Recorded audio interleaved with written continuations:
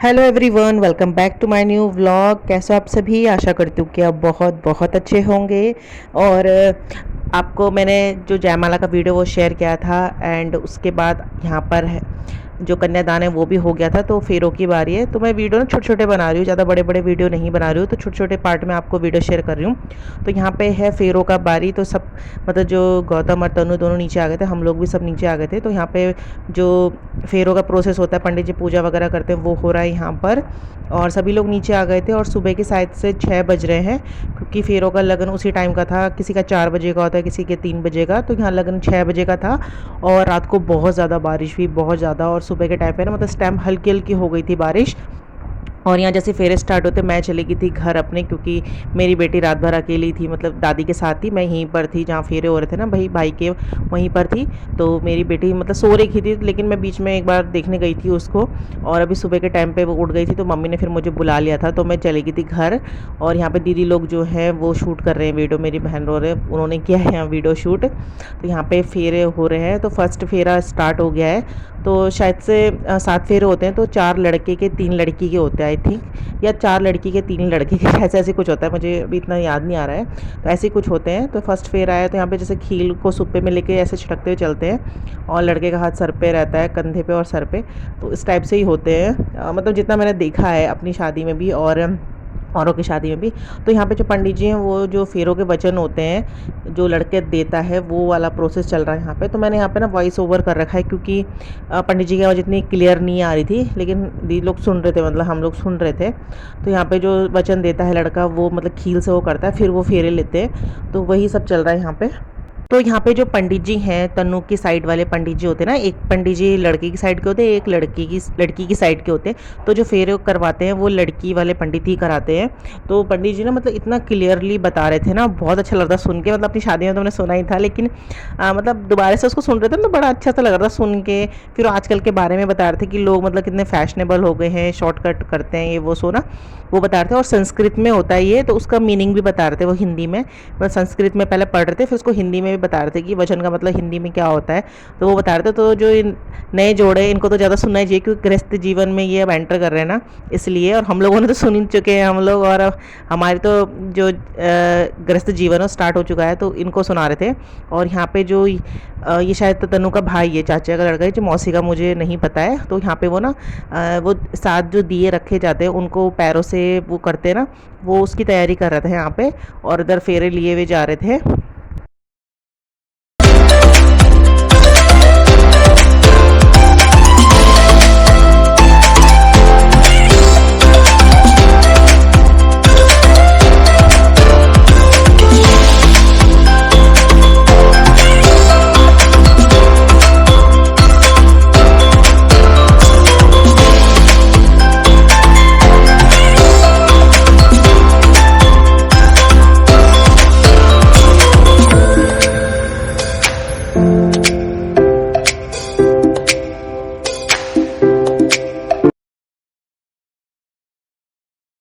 तो यहाँ पे शायद से फेरे हो चुके हैं, कि 1-2 फेरे रह गए हैं।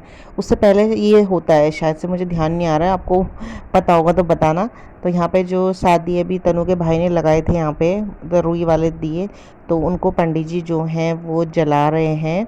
और इससे क्या होगा कि जो तनु का पाँव है वो उस पर मतलब गौतम हाथ रखेगा, और जो ये पत्थर है ना सिलबट्टा टाइप का, तो उसको मतलब उसमें टच करके इन दियों को उसने बुझाना है।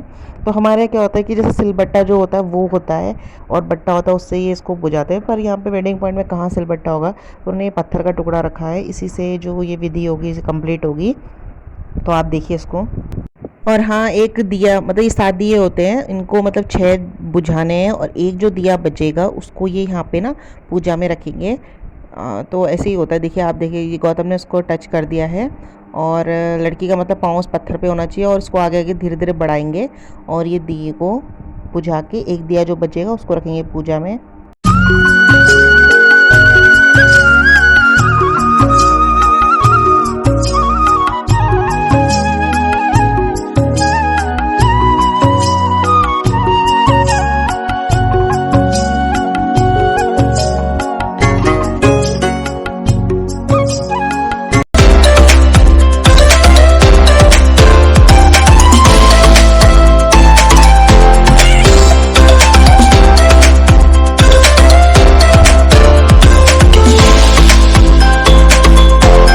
तो यहाँ पे फेरे हो चुके हैं और अभी टाइम है यहाँ पर सिंदूर मांग भरने का, सिंदूर भरने का। तो यहाँ पे सोनू आ गई है, तो यहाँ पे थोड़ा मांग टीका वगैरह साइड करते हैं ना।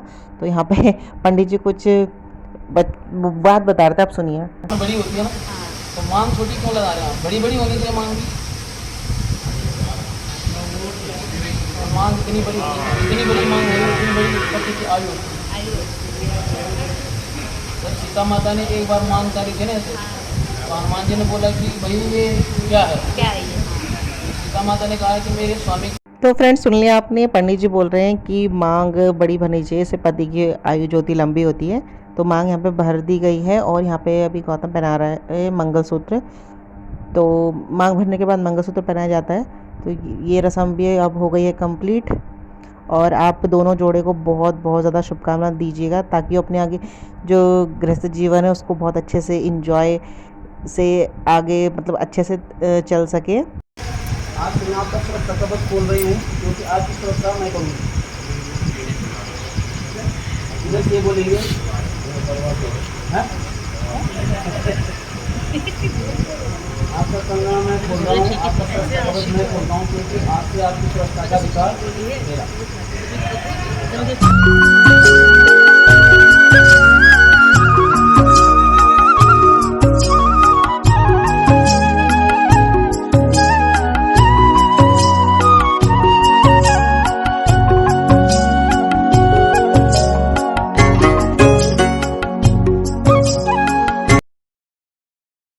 तो यहाँ पे फाइनली जो फेरे हैं, शादी जो होती है कंप्लीट बोलते हैं ना से, वो हो गई है। तो यहाँ पे जो तनु के घर की तरफ से जो भी हैं वो यहाँ पे उनको मतलब अंगूठी वगैरह जो भी उनके लिए लाए होंगे ना वो दे रहे हैं। तो ये भी उनको कोई पायल दे रही है, मतलब उनके रिलेटिव जो हैं वो दे रहे हैं।